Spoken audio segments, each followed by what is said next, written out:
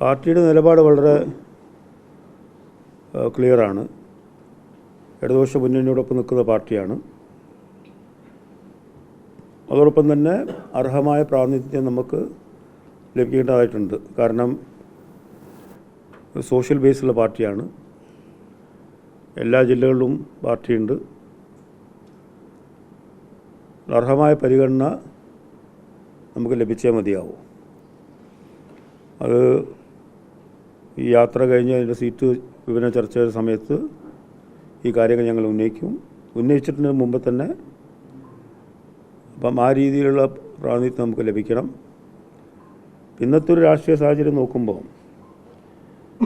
ആദർശങ്ങൾക്ക് അല്ല കൂടുതലുള്ള പ്രാധാന്യം, എങ്ങനെ ഭരണത്തിലേറാമെന്നുള്ള കാര്യത്തെക്കുറിച്ച് ആൾക്കാർ ഇപ്പോൾ ചിന്തിക്കുന്നത്. നവോത്ഥാന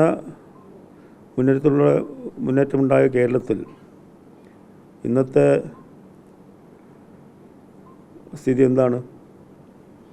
മനുഷ്യരെ മനുഷ്യരായി കാണണം. അത് ജാതിയുടെ മതത്തിൻ്റെ അടിസ്ഥാനത്തിലല്ല. അങ്ങനെ വേർതിരിച്ച് മനുഷ്യരെ കാണാൻ സാധിക്കില്ല നമുക്ക്. ഞങ്ങളൊക്കെ ആ ഒരു ആശയത്തിലൂടെ വളർന്നവരാണ് തലമുറകളായിട്ട്. അപ്പം മാനുഷിക മൂല്യങ്ങൾക്കാണ് ഏറ്റവും കൂടുതൽ വില കൽപ്പിക്കേണ്ടത്. അത് ഏതെങ്കിലും ഒരു കാസ്റ്റിൻ്റെയോ ക്രീഡിൻ്റെയോ പേരിലല്ല.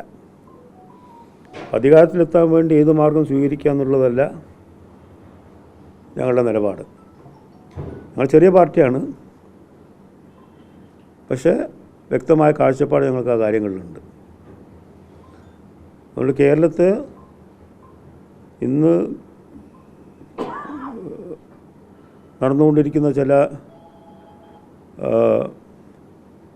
ആശ്വാസകരമല്ലാത്ത പ്രവണതകൾ മാറ്റിയെടുക്കേണ്ടതായിട്ടുണ്ട്. അതിനെല്ലാ രാഷ്ട്രീയ പാർട്ടികൾക്കും എല്ലാ ഉത്തരവാദിത്വം നിർവഹിക്കാനുണ്ട്.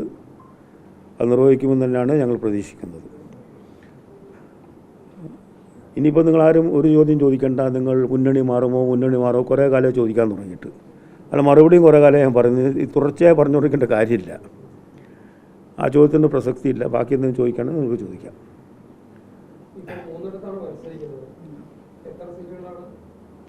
ഒരു 50 സീറ്റ് കിട്ടിയാൽ കൊള്ളാമെന്നുണ്ട്.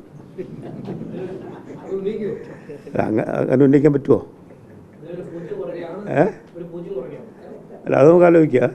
ഞാൻ പറയുന്നത് ബേസിക്കലി ഇപ്പോൾ ഇടതു മുന്നണിയിൽ പല ഘടകകക്ഷികളുണ്ട്. നേരത്തെ ഡോക്ടർ വർഗീസ് ജോർജ് പറഞ്ഞ പോലെ, കോടിയേരി ബാലകൃഷ്ണൻ പറഞ്ഞത്, നമ്മൾ CPM മാത്രം ജയിക്കുന്ന സീറ്റുകൾ കേരളത്തിലുണ്ട്. പക്ഷേ LDF പല ഘടകകക്ഷികൾക്കും അങ്ങനെ ക്ലെയിം ചെയ്യാൻ സാധിക്കില്ല. CPIയും കേരള കോൺഗ്രസ് എമ്മും കഴിഞ്ഞാൽ ബാക്കിയുള്ള ഘടകകക്ഷികൾക്ക് എങ്ങനെയാണ് അങ്ങനെ ക്ലെയിം ഉന്നയിക്കാൻ സാധിക്കുമോ?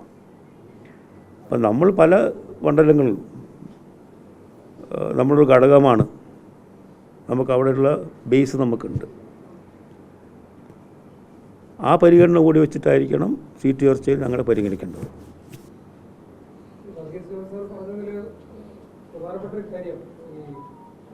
തിരിച്ചടിയുടെ പ്രധാന കാരണങ്ങളൊന്നും അച്ചടക്കമില്ലായ്മ എന്ന് പറഞ്ഞപ്പോൾ തന്നെ ഒരു പരസ്പര വിശ്വാസം ഇല്ലായ്മ സംഭവിച്ചെന്നാണല്ലോ കാണേണ്ടത്. അതെങ്ങനെയാണ് അഡ്രസ് ചെയ്യാൻ ഉദ്ദേശിക്കുന്നത്? എന്തായാലും സംഭവിച്ചു.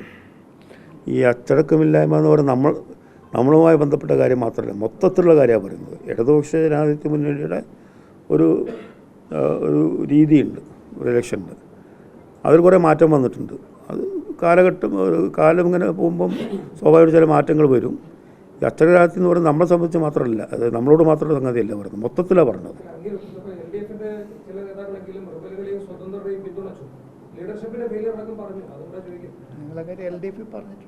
ആ കാര്യങ്ങൾ ഞങ്ങൾ LDF ഉന്നയിച്ചിട്ടുണ്ട്. കാരണം മുമ്പങ്ങനെ ഇല്ലായിരുന്നു, അങ്ങനൊരു സംഭവമില്ല. ഒരു മുന്നണിയിൽ ഒരു ഘടകകക്ഷിക്ക് സീറ്റ് ഉന്നയിച്ച് കഴിഞ്ഞാൽ പിന്നെ അത് പിന്നെ തർക്കമില്ല.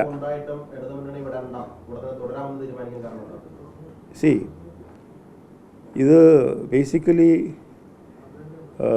ഐഡിയോളജിക്കൽ ഇഷ്യൂ ആണ്. നയങ്ങൾ പ്രശ്നങ്ങളല്ല, അല്ലാതെ ഒരു സീറ്റ് തോറ്റോട് മുന്നണി വിടാന്നുള്ളതല്ലല്ലോ. പക്ഷേ എന്തുകൊണ്ട് തോറ്റു, അതിൻ്റെ കാരണങ്ങൾ എന്താണെന്നുള്ള മുന്നണിയിൽ ഉന്നയിക്കുകയും അതിന് പരിഹാരം കാണാൻ ശ്രമിക്കുകയാണ് ഞങ്ങൾ ചെയ്യുന്നത്. അതിൻ്റെ പരിഹാരം എന്ന് പറയുന്നത് ആ മുന്നോട്ട് വേറെ മുന്നോട്ട് പോവുക, പിന്നെ അവിടെ പ്രശ്നം വന്നു കഴിഞ്ഞാൽ പിന്നെ ഇങ്ങോട്ട് മാറുക എന്നുള്ളതല്ലല്ലോ. ഒരു മുന്നണിയിൽ നിന്നുകൊണ്ട് തന്നെ എന്താണ് പ്രശ്നങ്ങൾ, ആ പ്രശ്നങ്ങൾ കൃത്യമായി ചൂണ്ടിക്കാണിക്കുക. അത് നമ്മൾ ചെയ്തിട്ടുണ്ട്. കഴിഞ്ഞ LDF യോഗത്തിൽ ആ കാര്യം ചൂണ്ടിക്കാണിച്ചിട്ടുണ്ട്. ഇനിയും നമ്മൾ ചർച്ചയിൽ ആ കാര്യങ്ങൾ പറയും. ഇന്നുന്ന കാര്യങ്ങൾക്ക് പരിഹാരം കാണുന്നത് നമ്മൾ കൃത്യമായി ഞങ്ങൾ ഉന്നയിക്കും. അതാണ് എൻ്റെ പോംവഴി എന്ന് പറയുന്നത്. അർഹതപ്പെട്ടതാണ് തീർച്ചയായിട്ടും. ഞങ്ങൾ ആവശ്യപ്പെടും. ഞങ്ങളൊരു അൺഒഫീഷ്യലി ആവശ്യം ഉന്നയിച്ചിട്ടുണ്ട്.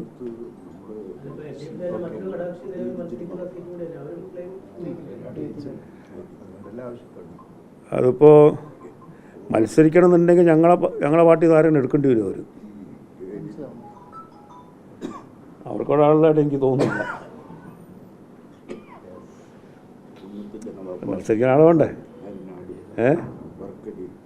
ഇപ്പം ഞാൻ പോയി ധർമ്മടത്ത് മത്സരിച്ച് എങ്ങനെ ഉണ്ടാവും? റിബലായിട്ട് അതുപോലെയാ. കാരണം ഡോക്ടർ നീതോസനാർ ഇവിടെ ഉണ്ട്, മുൻ MLA ജമീല പ്രകാശ് ഇവിടെ ഉണ്ട്. അവിടെ നിങ്ങൾ പറയുന്ന പാർട്ടിയിലെ എല്ലാ ആൾക്കാരും ഞങ്ങളിവിടെ വന്നു കഴിഞ്ഞു. അവിടെ അവർക്ക് വേറെ ആരെങ്കിലും ഉണ്ടോ? ഇല്ല. ഈ തിരുവനന്തപുരത്ത് 1977 അന്നത്തെ ജനതാ പാർട്ടി ആര്യനാട് വർക്കലി തിരുവനന്തപുരം വെസ്റ്റിൽ മത്സരിച്ചു. കോവളത്ത് CFT ആയി ഞാൻ മത്സരിച്ചു. ആ സീറ്റ് തീർച്ചയായും ഞങ്ങൾക്ക് അർഹതപ്പെട്ടതാണ്. ഞങ്ങൾക്ക് ശക്തമായി ഞങ്ങളത് ഉന്നയിക്കും ആ കാര്യങ്ങൾ.